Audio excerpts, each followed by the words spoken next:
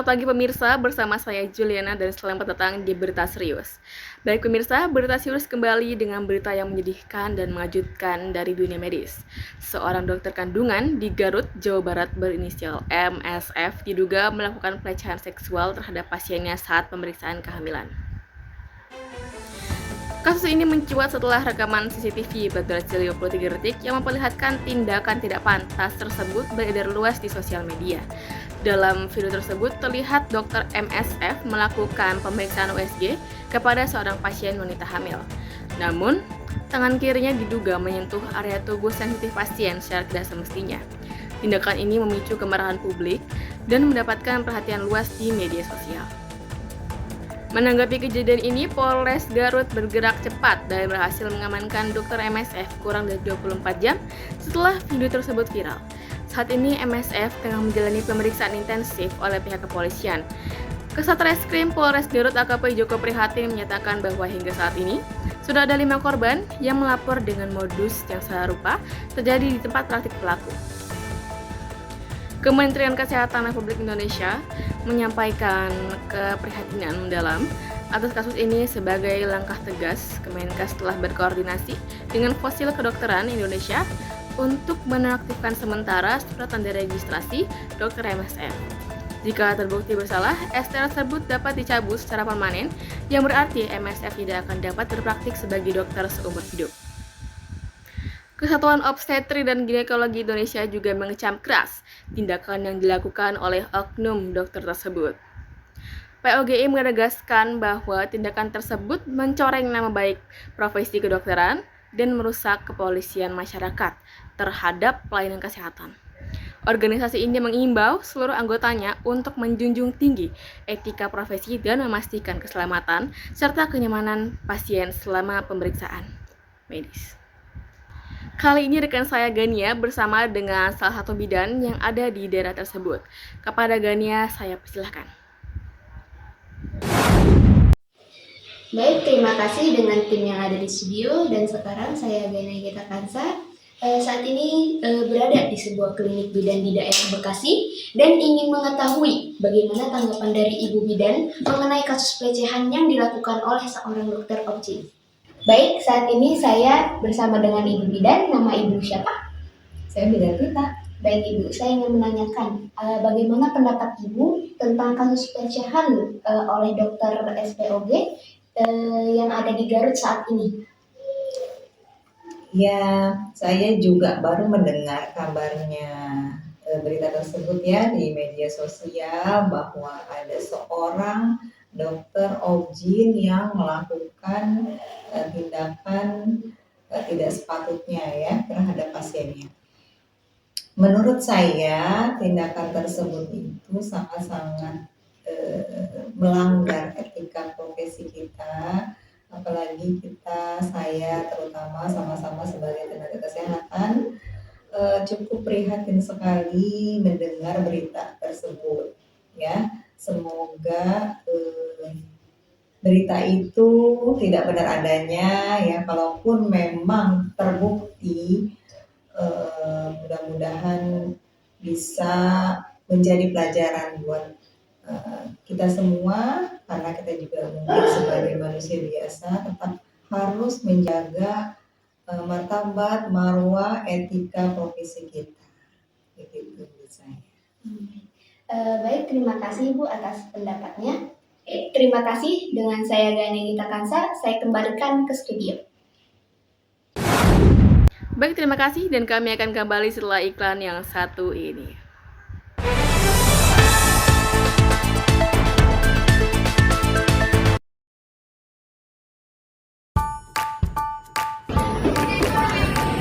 Kamu lagi apa? Lagi nugas nih. Duh, panas banget. Ini aku harus beli ini. Sini saya yuk.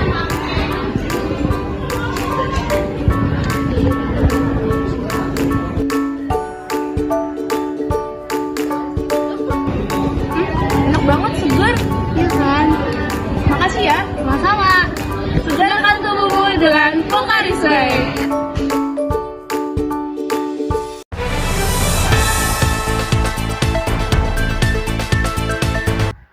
Baik pemirsa, selanjutnya kita akan membahas dua negara yang kalau disatuin bisa bikin dunia gonjang-ganjing, yaitu China dan Amerika. Hubungan antara China dan Amerika akhir-akhir ini lagi panas dingin nih. Kayak mantan yang tiba-tiba chat lagi. Mereka ketemuan buat ngobrolin soal dagang, teknologi, sampai geopolitik di Asia Pasifik.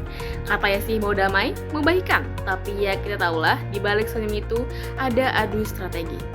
Amerika tuh waspada banget sama China yang makin jago di bidang teknologi, apalagi soal chip dan AI.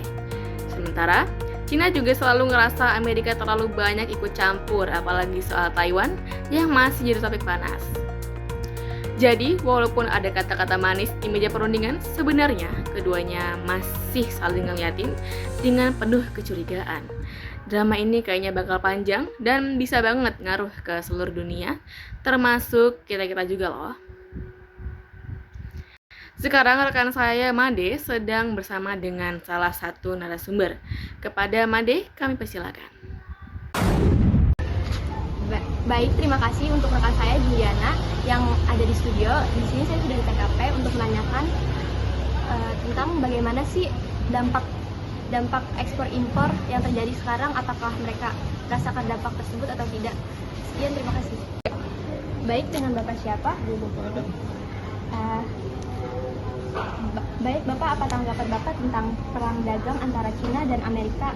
Apakah Bapak merasakan dampaknya seperti kenaikan harga bahan baku atau Bapak terdampak dalam kegiatan impor dan juga ekspor untuk bahan baku sehari-hari? Bisa dijelaskan, Pak? Saya paling untuk masalah kenaikan harga ataupun barang-barang yang ekspor atau impor karena dampaknya contohnya di warung untuk harga sembako aja atau harga barang impor kan semisal itu ada uang atau apa uang ekspor atau impor misalnya kenaikan harga antara harga barang lokal ataupun impor harganya berbeda. Baik, terima kasih Bapak atas tanggapannya. Sekian, terima kasih dari saya Madira Syakirina Fauzan. Saya kembalikan lagi dengan rekan saya Juli di studio. Baik, terima kasih kepada rekan saya Made. Selanjutnya, berita serius mengabarkan Tentara Nasional Indonesia sedang menjadi sorotan karena kabarnya Undang-Undang TNI akan direvisi. Undang-Undang Nomor 34 Tahun 2004 tentang TNI yang sudah cukup lama muncul kembali dengan adanya rencana untuk direvisi. Salah satu poin yang paling ramai dibahas adalah soal usia pensiun prajurit. Dalam undang-undang sekarang, usia pensiun prajurit adalah 53 tahun untuk Tamtama dan Bintara, serta 58 tahun untuk perwira. Dan isunya usia pensiun tersebut akan dinaikkan. Ada juga isu tentang peran TNI di luar sektor pertahanan, seperti membantu di bidang keamanan dalam negeri, bencana alam, sampai urusan pembangunan. Banyaknya pro kontra yang ada di masyarakat tentang revisi undang-undang ini karena sangat berdampak besar, bukan hanya untuk TNI, tapi juga untuk sistem pertahanan dan demokrasi kita ke depan. Apakah menurut pemirsa, undang-undang TNI perlu untuk direvisi? Apakah ini bentuk adaptasi zaman? Atau ini adalah pembatas antara militer dan warga sipil? Kita tunggu perkembangannya dengan rekan saya Salman yang bersama dengan salah satu mahasiswa yang mengikuti demo saat pengesahan RUU TNI. Untuk Salman, saya persilakan.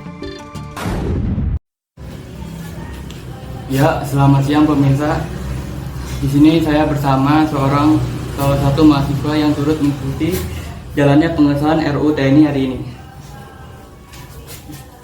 Halo, bisa disebutkan nama dan asal kampusnya? Saya Farhan Rahman dari IPB. Baik, terima kasih Kak Farhan.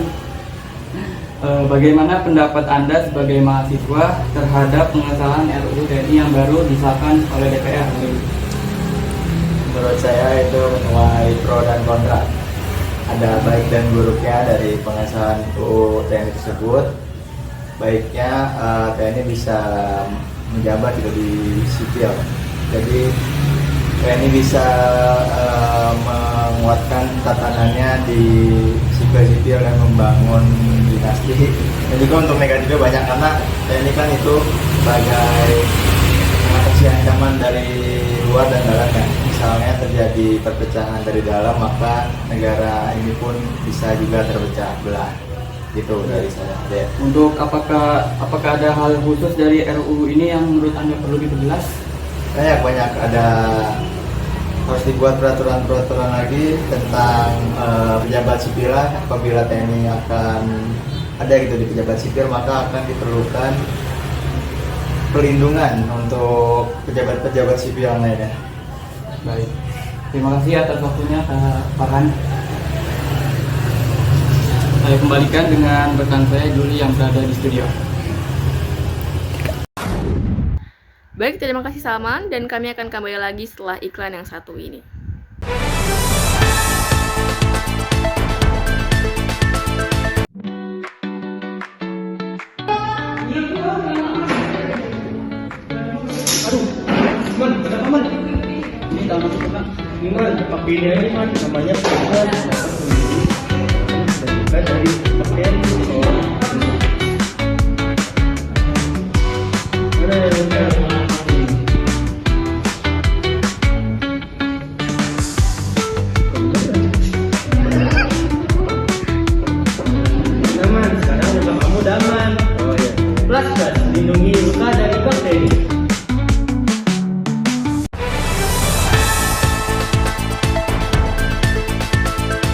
Baik pemirsa, selanjutnya Berita Serius membawakan berita yang sedikit berbeda. Topik kali ini adalah tentang berita olahraga, dan kita hari ini akan membahas satu turnamen bulu tangkis yang paling bergengsi di dunia, yaitu Sudirman Cup 2025. Sudirman Cup tahun 2025 baru saja digelar di Xiamen, China, dan hasilnya membuat kejutan besar karena Cina lagi-lagi keluar sebagai juara. Di partai final yang digelar di tanggal 4 Mei, Cina sukses mengalahkan Korea Selatan dengan skor 3-1. Enggak tanggung-tanggung, mereka langsung 1 poin di ganda campuran tunggal putra dan ganda putra. Salah satunya poin untuk Korea datang dari sang ratu bulu tangkis An Se-young yang berhasil mengalahkan Wang Zheye. Tapi tetap hasil akhir Cina menang 3-1 dan membawa pulang gelar ke-14 mereka. Keren ya? Sementara itu, tim kita tercinta Indonesia sempat tampil di babak grup, bahkan berhasil mengalahkan Denmark. Salah satu momen epik datang dari pemain muda kita, Alwi Farhan, yang mengalahkan Anders Antonsen, pemain ranking 3 dunia. Sayangnya, langkah Indonesia terhenti di semifinal setelah dikalahkan Korea Selatan. Tetapi tetap, semangat dan potensi generasi muda kita patut dikasih jempol. Sudirman Cup tahun ini penuh aksi dengan keseruannya dan tentunya masih didominasi oleh Cina yang belum terpatahkan. Kali ini rekan saya Tando bersama dengan salah satu narasumber, yaitu penggemar dari Sudirman Cup ini. Bagaimana pendapat penggemar Sudirman Cup yang satu ini? Mari kita saksikan bersama. Kepada Tando saya persilakan. Pemirsa, selamat siang. Saya di sini sedang bersama seorang penggemar Cup Sudirman. Dengan Bapak siapa? Baik, Bapak Paras. Apa yang Bapak ketahui tentang Sudirman Cup? Sebenarnya Sudirman Cup itu kayak kejuaraan badminton. Jadi itu Sudirman Cup itu diambil dari nama Jenderal Sudirman, pahlawan Indonesia. Apa yang Bapak ketahui tentang prestasi Indonesia dalam Sudirman Cup kali ini? Sebenarnya Indonesia pernah menjadi peserta sejak pertama kali digelar, yaitu tahun 2000. Lalu menurut Bapak bagaimana persiapan tim Indonesia pada tahun Sudirman Cup? Kami mempersiapkan pemain terbaik dari Platnas, fokus pada kerjasama tim dan kekuatan di semua. Oke, lalu apa harapan Bapak ke depannya untuk tim Sudirman? Harapan saya, semoga Indonesia bisa kembali juara dan masyarakat terus mendukung tim kita. Baik, terima kasih. Sekian dari saya kembalikan ke studio Juli. Baik sahabat berita serius, itu saja kabar yang bisa kami sampaikan. Nanti di berita serius selanjutnya tentunya kami akan terus membawakan hot world issues. Sampai jumpa sahabat, jaga kesehatan, dan jangan lupa saksikan terus di berita serius. Bersama saya Juliana, pamit undur diri. Terima kasih.